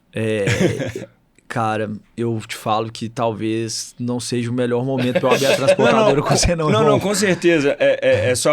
Assim, naturalmente foi uma conexão sem querer que eu fiz com o papo do nosso primeiro episódio, que foi o segundo ato, né? Empreender depois dos 30. Então, assim, hoje você teria muito mais bagagem, muito mais know-how pra startar isso, né? Mas, assim, com tanto de filho que você tem aí... Eu faria de novo, mas eu acho que eu faria... Diferente, com alguns ajustes. Não diferente porque a gente já passou e já conhece, já sabe o histórico. Mas e sim com menos intensidade para não afetar tanto o que afetou, que foi a minha saúde, sabe? Mas, cara, eu vou te falar, eu acho isso tão difícil. É difícil. Porque a gente, cara, quando o negócio é nosso, tem hora que a gente até toma um susto. E aí você toma um susto de curto prazo, mas aí depois o negócio começa a te demandar pra caramba, cara. E você volta num foco absurdo, entrega muito. Especialmente pra quem é muito da operação do negócio, que foi o seu caso também. Como vida, eu te falo que valeu super a pena. Legal. Mas financeiramente não valeu a pena. Entendeu? Entendi. Eu sou muito... Eu sempre gostei muito de dinheiro, cara. Assim, tem gente que não liga muito pra isso, né? Cara, eu acho meio maluco quem não gosta de dinheiro. Sacou? Não é não gostar. É ligar menos. Hoje, a geração Z, geração mais nova... Eles não estão ligando muito mais para tanto dinheiro, não, cara. Eles querem mais qualidade de vida. Experiências. Eles querem benefícios. Eles querem coisas que... Vai olhar nas empresas hoje como é que está sendo feito o RH e o recrutamento. Hoje, se você ganha um salário absurdo e você não tem benefício de viajar, de sabe o quê, de Gympass, cara, bicho, não adianta. Hoje as pessoas não estão querendo casar, ter filho, ter uma vida. Não, cara, não tem muito mais isso. Hoje tem uma conexão. Eu tava com um empresário agora, hoje de manhã, um executivo hoje, um executivo grande lá de São Paulo, que ele estava aqui em Belo Horizonte. Ele falou uma coisa certa. Lá em São Paulo, por que tem vários locais pra você... Porque é uma vida muito sozinha. Tem restaurante bom, porque o cara vai lá no restaurante. Ele precisa de uma vida, pelo menos... astral, alguma coisa. Por que os ambientes de trabalho hoje tem uma coisa de jogar ping-pong e fazer sei lá o quê? Cara, por que você pode ir de bermuda? Entendeu? Sai um pouco do... Você concorda com ir de bermuda no trabalho? Irmão, eu sou completamente contra bermuda, home office. Eu sou Old school. Old school, cara. Não é à toa que os Estados Unidos tá todo voltando pro negócio e tá... Cara, perde demais a essência, cara. Esse contato aqui nosso, aqui, ó. Olho no olho, esse tete, tocar no você. Cara, Filipão, você falou que valeu a pena, faria tudo de novo, se tivesse que passar por tudo de novo. Explica pra gente como que foi pra você, em termos de família, de realização, o M&A, a venda da transportadora, e como que começou o seu segundo projeto, que você foi trabalhar com o M&A, Isso. a área que você tinha acabado de viver como parte vendedora, você foi trabalhar na parte de estrategista, na linha de apoio ali de consultoria, preparação de empresas para isso, mas eu queria que você respondesse isso conectando com como isso foi para a sua família também, e especialmente a sua jornada depois virando pai, porque depois vieram 3 filhos na jornada, e como que foi casar a venda da empresa com a abertura depois de uma nova família, casamento, filhos, etc. Boa. Cara, eu matava minha mãe, né? Minha mãe ficava doida com esse negócio dessa transportadora. E aí, aquilo ali tava me matando também. Meus sócios também estavam meio que broxante, assim, com o negócio. E eu tava tocando sozinho. E aí, de certa forma, a gente tentou viabilizar uma compra, uma venda. Ficamos 1 ano e meio com essa possibilidade. E aí, a gente começou a criar alguns cenários, algumas possibilidades. Até que um belo dia... o fundo de investimento, que era o investidor do centro de distribuição, que era o executivo lá, falou que estava com uma potencial venda para uns americanos. E aí o cara chegou e falou comigo, e aí que foi a oportunidade. E aí eu também tive a competência de ir lá. A sorte aí. A sorte aí. A sorte aparecendo. Ué. Quanto mais eu trabalho, mais sorte eu tenho. E aí eu comecei a articular com o cara gostava muito de mim. E ele falou assim, cara, eu vou te ajudar, irmão. Porque eu não queria... Aí ele tentou me financiar para comprar parte dos meus sócios. Só que meus sócios não aceitaram comprar a parte, porque era muito cômodo para eles. E se eu fosse se fosse os meus sócios, eu também não aceitaria. E aí, beleza. Só que aí eu falei, cara, então vou fazer o seguinte, eu quero puxar o freio de mão. Só que veio um contrato pra mim, cara. Um contrato novo. Do Burger King. Pra comprar 22 caminhões. Olha o remédio pegando a segunda dose ali pro cara pra começar de novo mais uma porrada. Irmão, eu fui lá, conectei com um cara daqui de BH, que é um dono de uma transportadora grande aqui. E o cara ficou doido querendo entrar comigo. Só que o cara tava punhetando e tava, desculpa a palavra, mas não, tava nisso, tava naquele negócio e tal. Aquela correria, Aí ele nada, fui na casa dele pelo menos umas 8 vezes, fui na empresa dele, fez negócio. Aí eu falei, quer saber? Ô, fundo, vem cá. Vocês estão aí na possibilidade? Aqui, incorpora e tenta me colocar aí pra dentro e a gente faz um faz-me rir pra eu ir embora. Eu não aguento mais. Já era, já cansei, não aguento, não consigo, não vou ficar vivendo essa vida. Motorista, o quê, papá e tal. Ele falou assim, vou te ajudar, tal. Isso porque a gente tinha recebido no fundo há 1 ano atrás uma oferta. Só que a oferta era banal. Aí a gente, ele, não, agora eu vou te ajudar. Fez a proposta, colocou uma proposta firme, mostrei para os sócios. E os sócios, cara, isso foi um fenômeno também. Os sócios tinham uma confiança em mim absurda. O que eu falava para fazer... Eles estavam dentro. Eles estavam dentro, irmão. Isso também foi formidável. Porque deu certo também por causa disso também. Porque eles não estavam na linha de frente. Eu tava e eles acreditavam em mim. Porque tem muita gente que fica trucando, né? E aí eu comecei... Aí, o que eu fiz? Fechei o deal com eles. Falei com eles, gente... Lastreei 6 meses de due diligence no meu bônus para eu continuar durante esses 6 meses passando o bastão. E a oferta da empresa é essa. Vocês aceitam? Aí, aceito. Aí se vocês quiserem ir no meu lugar, vocês ficam à vontade para vocês ganharem o bônus. Aí eles, ninguém quis ir, óbvio. Essa pica não é minha, Essa pica não é minha. Fomos, beleza.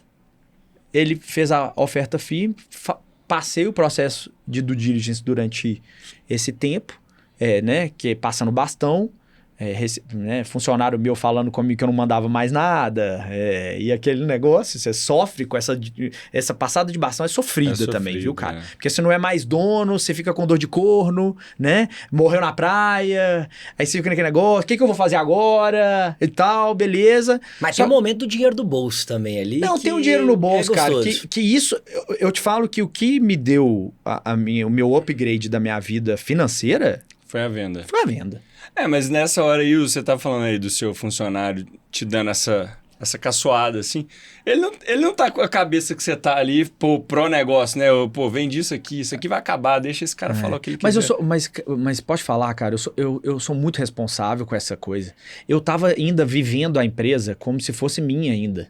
E aí, pra passar o bastão de certa forma. Quer não, tem um apego emocional também. Total. Porque, foi o seu business, foi a sua história, foi onde você dedicou pra caramba. Total. Onde você viveu, cara... A sua jornada ali, a sua família passou por ali também, sua esposa. Total. Enfim. Aí até que um dia eu cheguei e falei assim, Luiz, eu não caso com você sem antes eu voltar. Ou então você vem. Ficar nesse negócio de namorar à distância, casar à distância. Não. Pronto. Passei por esse processo custoso, tal, papá. E outra coisa, eu não queria casar pra brigar com ela quem ia pagar a conta de luz. Sem dinheiro, sem nada e tal, pronto. Resolveu. Pedi ela em casamento, voltei, tinha 12 anos de namoro com ela, voltei, pedi ela em casamento, na hora que eu vou, e aí o pessoal pediu pra eu me tornar executivo da transportadora. Aí eu falei assim, talvez exista a possibilidade de eu voltar pra São Paulo. Você vai comigo? que eu fiz? Aluguei um flat, não mudei para apartamento, fiquei aqui num flat com a Luísa durante 2 meses, depois que a gente casou. E a Luísa não quis ir para São Paulo, eu também não quis voltar para o mercado de transportadora, montei a Otto, que na verdade começou com o nome Berna. Seu telefone tá salvo, Felipe Mol Berna. Então, Berna... Porque na época que eu te conheci era Berna. Era Por Berna, que Berna e depois Otto? Berna porque eu era carreira solo. E Berna é Suíça também, né? Berna mercado é Suíça, financeiro. mercado financeiro. Legal. E é qualidade... um dos polos maiores hoje que é a capital da Suíça, né? De qualidade financeira. E é o que eu queria com meus clientes. Então chamou Berna. Na verdade, ele não te contou, mas é porque é Berna de Bernardo, né? Entendi. É isso aí, velho. É porque eu te conheci nisso, a né? gente me conheceu nisso. E aí, pronto, voltamos, colocamos, fiz. E eu falei assim, cara, eu tenho que fazer isso nas empresas. Eu já fui esse lado aí de contratar as pessoas. Cara, eu acho fodástico isso de você ter vivido os 2 lados do tabuleiro de xadrez. Porque você sabe a dor e a doença, aliás, a dor e a delícia disso tudo, né? Então, Você aí... consegue traduzir pro cliente o sentimento, né? Mas tem hora que o cara até exagera, de tanto que ele quer ficar próximo, porque eu sei a dor que ele tá e eu tô tão próximo dele que ele chega ao ponto de, sabe, de querer eu do lado 24 horas. Só que não adianta. Eu tenho uma consultoria, eu tenho um M&A, e aí eu comecei a fazer consultoria. Só fazia consultoria. Aí até que um belo dia o Flávio Mearelli, que é o meu mentor, chegou e falou assim, cara, essas boutiques mequetrefe aí, vamos fazer uma nossa? Vamos. Aí ele trouxe um cara foda também, aí ficou nós 3 pra gente fazer. Aí começou a construir o negócio, a gente começou como dentro de um escritório de agente autônomo, depois a gente foi lá e fez a carreira solo e montamos a Otto. Quando a gente montou a Otto, que é 8, que é 8 em italiano, que é prosperidade, né? É infinito, né? O 8 e tal. E aí a gente chegou e falou assim, cara, começamos a trazer um tanto de gente, trouxe mais um sócio, que é o Daniel, hoje meu Daniel sócio, Quadros, né? o Daniel Quadros. E aí começamos a tocar e falamos assim, cara, vamos tocar o M&A e começamos a tocar. Só que o Flávio, ele tá já com freio de mão puxado, já uma pessoa mais velha e tal. Só que é um cara que está sempre próximo e tal. E aí a gente começou a fazer esse trabalho que é consultoria financeira, que a Otto faz, e M&A. E aí a gente faz... A consultoria financeira tem muito disso que você tinha falado do negócio da governança. E aí eu fiz o IBGC, que é Instituto Brasileiro de Governança Corporativa, que é montar conselho, fazer algumas coisas e tal. E eu comecei a fazer o IBGC, eu fiz o IBGC, formei. E aí a gente monta de vez em quando também conselhos, eu participo de alguns conselhos, o Flávio também participa, aí o Daniel, a gente, né, ele faz mais a parte de M&A, nossa, e eu fico mais na parte de consultoria financeira. Só que a gente vai fazendo, né, acaba a gente sendo sócio, a gente acaba fazendo os 2. Então, aí eu voltei, comecei a ter um pouquinho mais de qualidade de vida, né, eu consegui dormir, né, eu não dormia, cara, não dormia. Era madrugada acordado. E aí eu comecei a ter uma qualidade de vida melhor, fiquei 1 mês sabático só. E comecei a voltar para o mercado e agora nós estamos, graças a Deus... De vento em popa. De vento em popa. Deixa eu destacar um ponto aqui que você falou muito na sua jornada, que é uma questão que eu acho super relevante, e eu tenho uma máxima que eu já escutei, uma frase muito comum que diz o seguinte: 85% do seu sucesso vem dos seus relacionamentos. E você sempre foi um cara muito relacional, muito relacionado, teve sócios em vários negócios. E você falou muito sobre o Flávio, certo? Que foi seu mentor. E eu também vi uma outra frase muito bacana que fala que mentorias, etc., é você se apoiar sobre os ombros de gigantes e ver o mundo sobre os ombros de gigantes. O quanto foi importante para você estar próximo de pessoas nessa jornada e o quanto elas influenciaram também você como pessoa? Estar próximo de pessoas como o Flávio, por exemplo. Eu te falo que eu tenho uma missão de vida de ter pessoas do meu lado que sejam sempre melhores que eu. Porque a gente aprende demais, cara. É muito top. A gente consegue crescer. Porque as pessoas ficam com medo, porque hoje tem um ego ferido, né?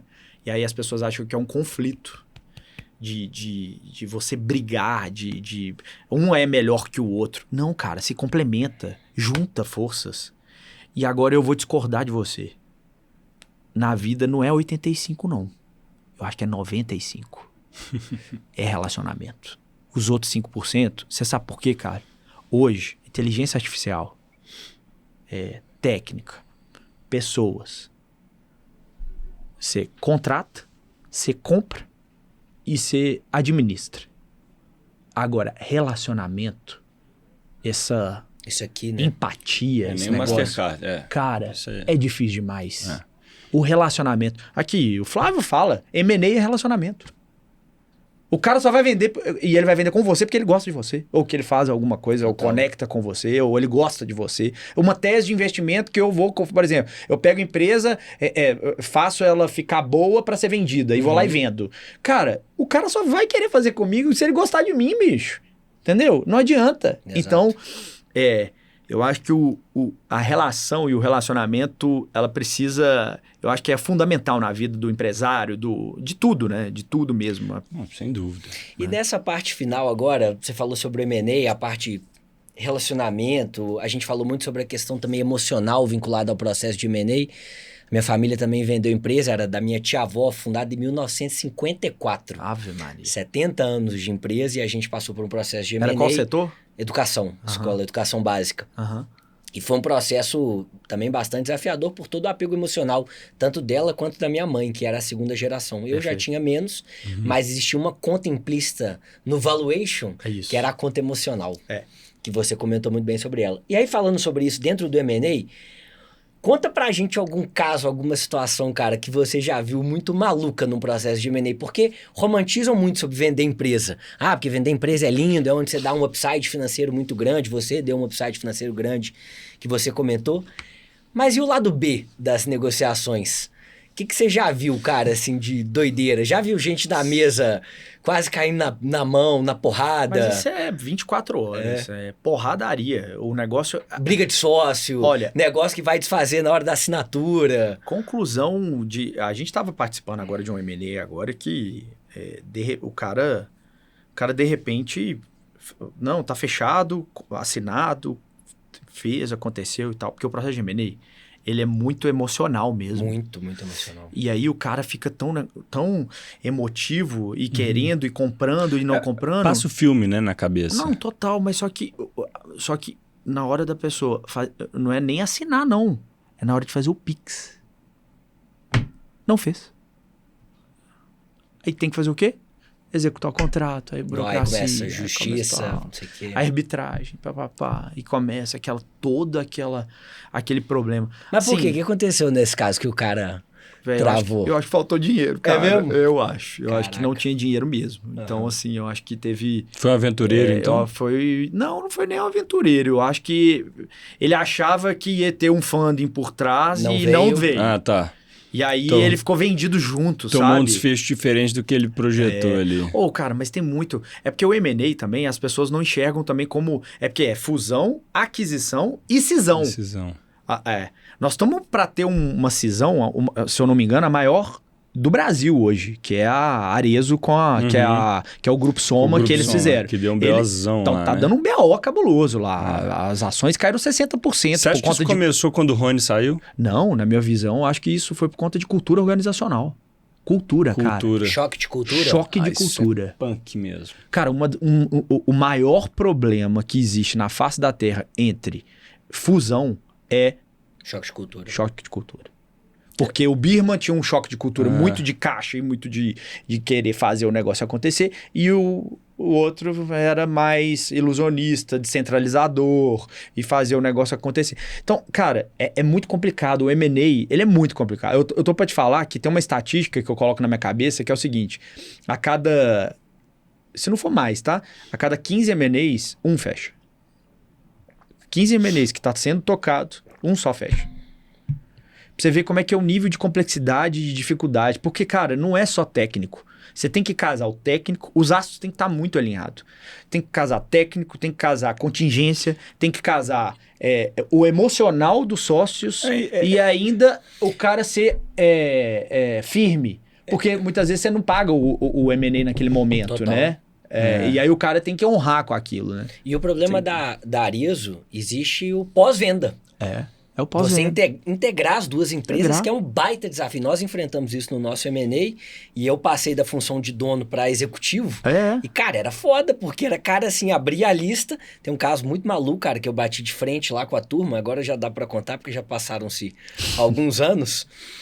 Pô, na hora que a gente fez o M&A, passou o processo de M&A, os caras mandaram uma lista pra mim de um monte de gente que eu tinha que demitir.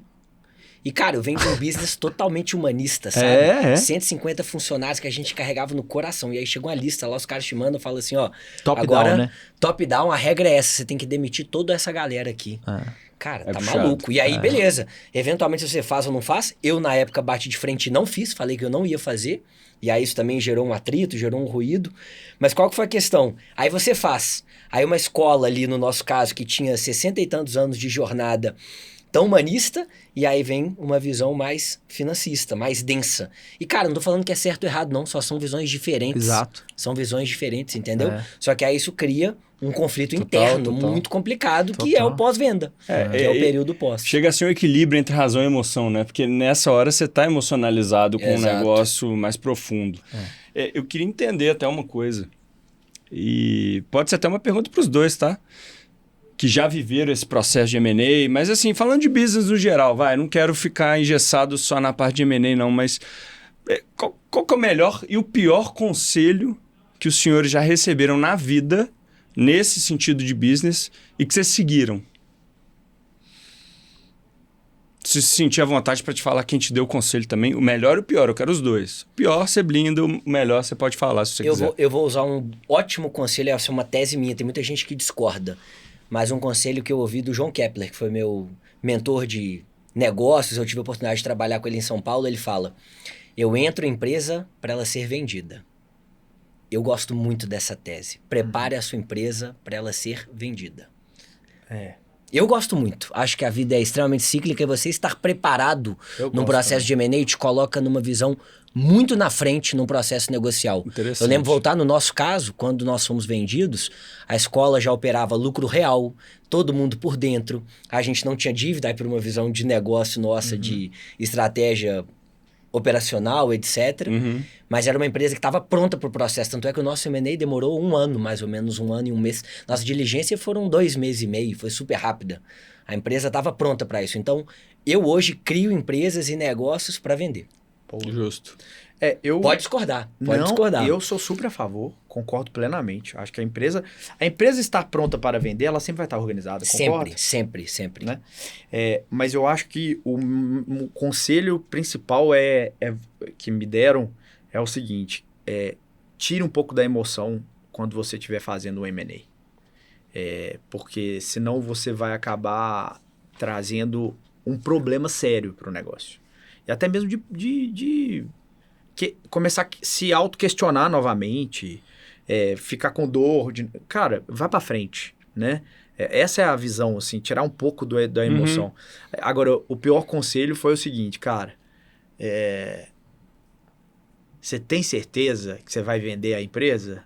E você vai ficar sem fazer nada? Isso é o quê? Primeiro que eu não ia ficar sem fazer nada, porque eu não ganhei dinheiro pra ficar sem fazer nada. Pra parar o resto. Acabou. E segundo que, peraí, velho. Se você tá me falando... Vou parar com 30 e poucos pelo anos pra amor ficar de Deus, assistindo... Você vai ficar lá, porque eu vendi a empresa, eu tinha 30 anos. Porra. Vou parar pra ficar assistindo, vale a pena ver de novo à tarde? Cara, eu curto... isso que o Vitor falou aqui, né? A resposta dele, eu fiquei pensando sobre, cara. É tão bom você conseguir... No caso, você fazia parte do ecossistema da empresa, você vendeu a empresa cedo que você fundou, mas eu ainda não vendi uma empresa, mas assim, acho que, porra, é tão satisfatório você ser jovem, falar, realizei e posso ir para outra, que eu acho que isso sem dúvida passa a ser um objetivo. Você com 30 e poucos anos, você tem 31, você tem 37. Tá? Vamos supor, Vitão, você criou agora uma empresa e consegue vender ela com 35 anos. Cara, que delícia. Você tem uma vida inteira pela frente para criar outra coisa e quiçá ser vendida novamente. Então, acho que isso... Mas deixa eu te falar, uma das maiores inteligências que eu tive desse processo foi... Não tome decisões de longo prazo com emoções de curto prazo. Não, total. Aí é enfático. E realmente. Um M&A, uma venda de uma empresa é uma decisão de longo prazo. Sim. Não é uma coisa da noite pro Exato. dia. Então tome muito cuidado, que é muito o que o Filipão falou, tome muito cuidado com as suas emoções. Especialmente de curto prazo. Porque às vezes você tá muito pilhado. Vem uma proposta não vinculante, linda, maravilhosa ali e tal. E aí depois você vai diligenciar, o negócio é outro jogo, é outra história. Aí você vai pra MOU e não sei o que, diligência. inteligência. É mais profundo. E aí você vai discutir contrato. No contrato também aparece uma cacetada de coisa que você não esperava. Só que você tá lá empolgadão com aquela emoção de curto prazo de não, porque vai chegar o pique de não sei quantos milhões aqui na minha conta, sacou? É uma palavrinha, total. é uma palavrinha que eu acho que eu nunca tive, mas que eu comecei a ter tem pouco tempo, que é inteligência emocional. A gente fala bem disso, né, Eu Vitão? acho que a diferença hoje do ser humano de um pro outro é isso. E o primeiro pilar da inteligência emocional é autoconhecimento. Ô Filipão, eu li um livro, a gente falou, aquela hora você falou de esporte aqui, que te ajudou bastante. Eu li um livro que fala muito sobre inteligência emocional, que é Você Aguenta Ser Feliz. Você já viu esse livro? Não. É uma interlocução entre o Arthur Guerra, que é um psiquiatra, e o Nizam Guanais, que é um baita de um publicitário, e que ele chegou numa fase tipo a sua. Eu tenho esse livro, se você quiser eu te empresto. Ele chegou à beira de um colapso, vai. E o Arthur tem uma linha muito esportista, né? Hoje eles são maratonistas, correm juntos, e acho super legal, assim. E eles vão se interlocutando no livro, né? E eu acho que é um livro que você vai gostar porque ele toca muito nessa, sabe? As feridas, o Arthur, que é o psiquiatra, cura com atividade física. E mostra como... E o Vitor fala muito sobre isso em tudo que ele desenvolve, né? Mas fala muito sobre a capacidade que o seu cérebro tem de certa forma, ser domado ali, sabe? Ou seja, as palavras têm poder, você consegue... Enfim.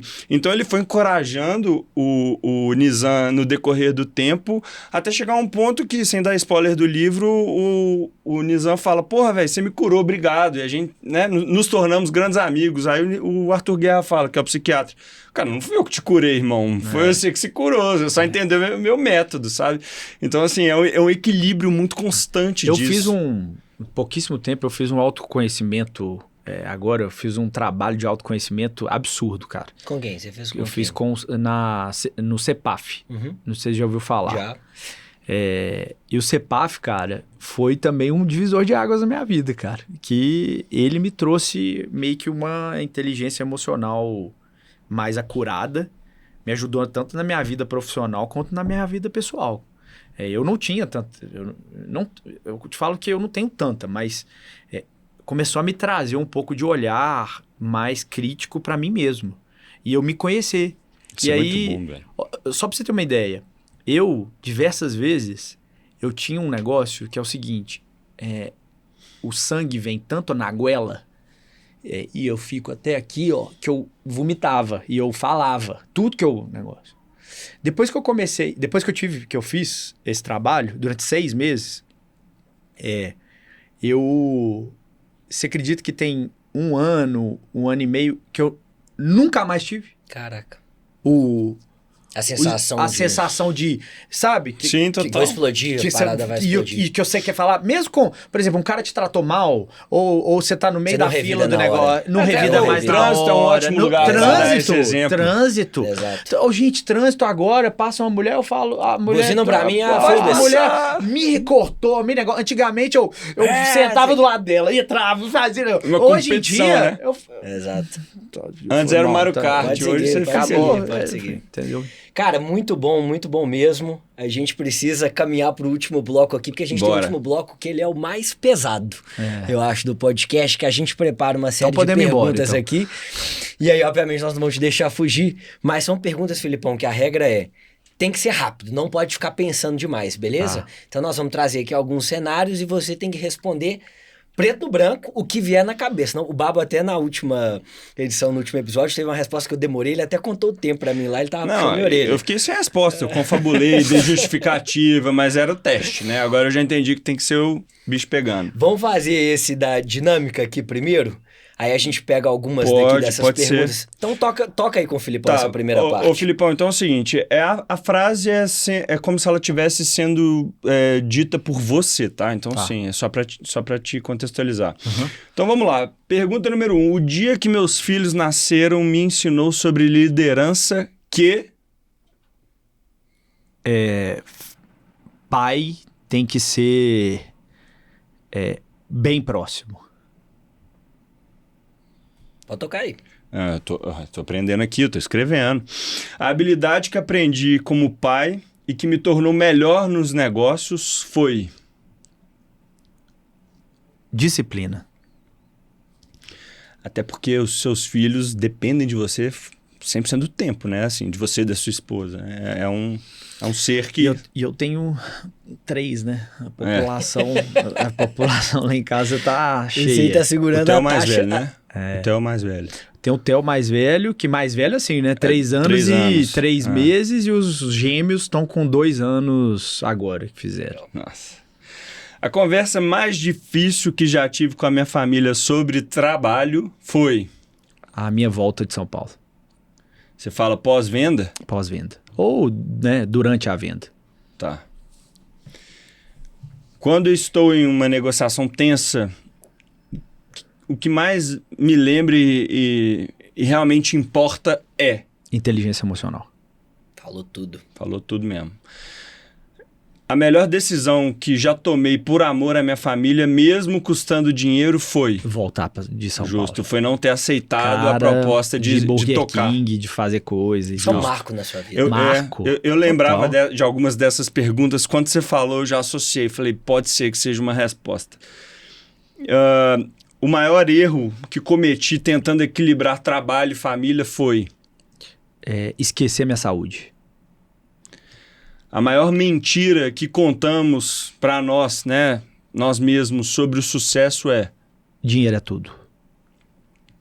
Quando eu volto para casa, após um dia difícil, o que me reconecta com quem realmente sou na vida, assim? O que te coloca nesse centro de novo? Eu acho que o amor que eu tenho, que o amor eu acho que cura tudo. No geral, amor. Né? No geral, tudo. Amor até meu sócio, Também amor acho. à minha vida, amor ao esporte, amor a tudo. E fé, cara. Eu tenho muita fé. Isso é legal. Isso é bem legal. Vamos lá. A melhor decisão que tomei por minha saúde mental, mesmo sacrificando oportunidades, foi... Que loucura, né? Parece que, assim...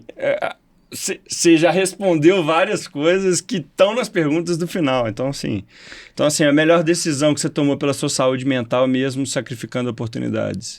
Cara, foi a minha volta mesmo. Foi a volta, né? né? Nem a volta, né? É a venda, né? Eu acho que essa foi a minha decisão, foi a venda, né? Nem a volta. Nem a volta. O segredo para construir uma empresa valiosa é... Trabalhar duro.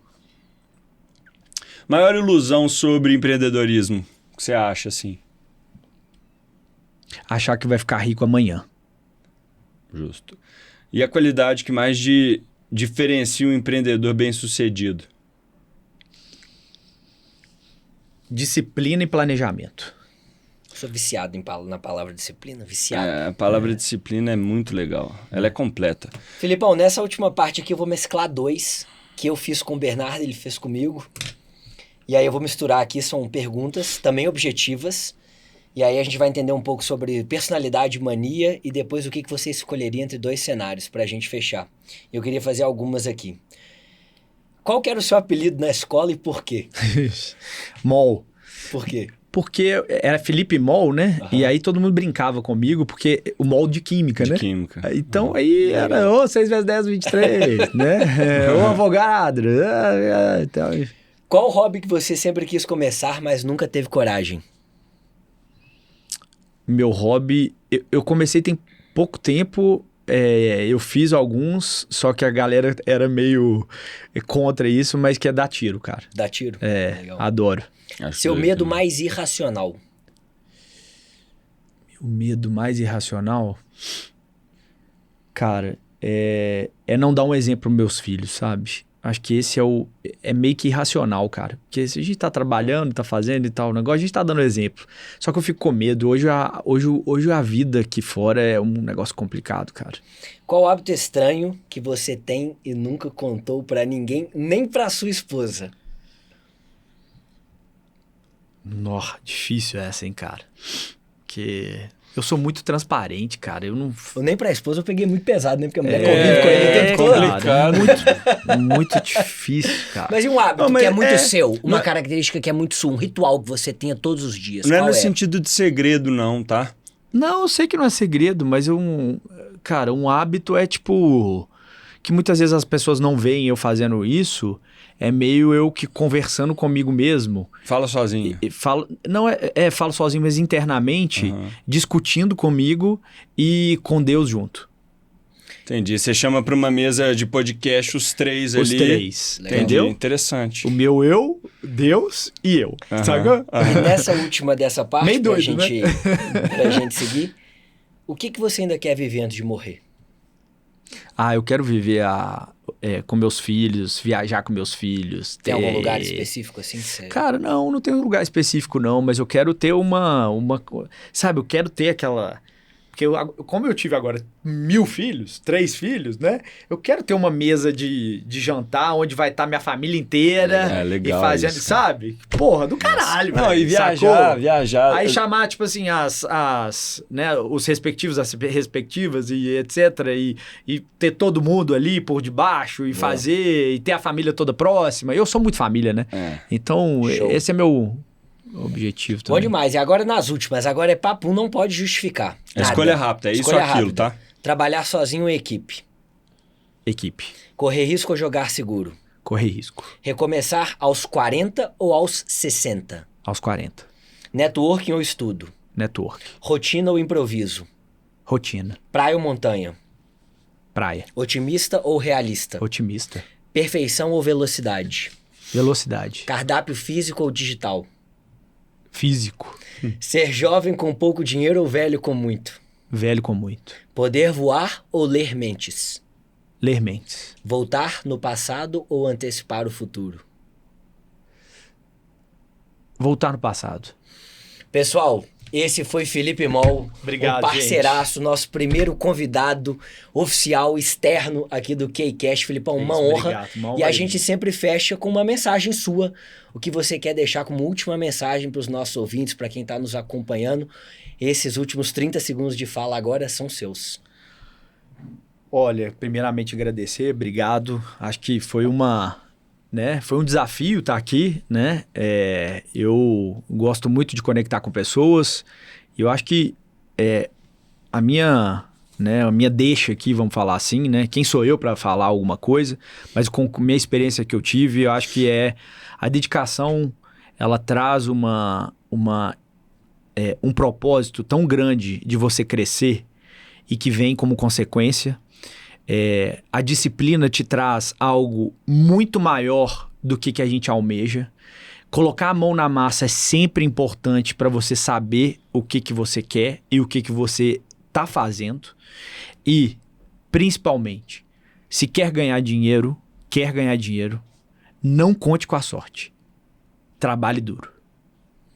Espetacular. Fortíssimo. Filipão, cara, te admiro muito.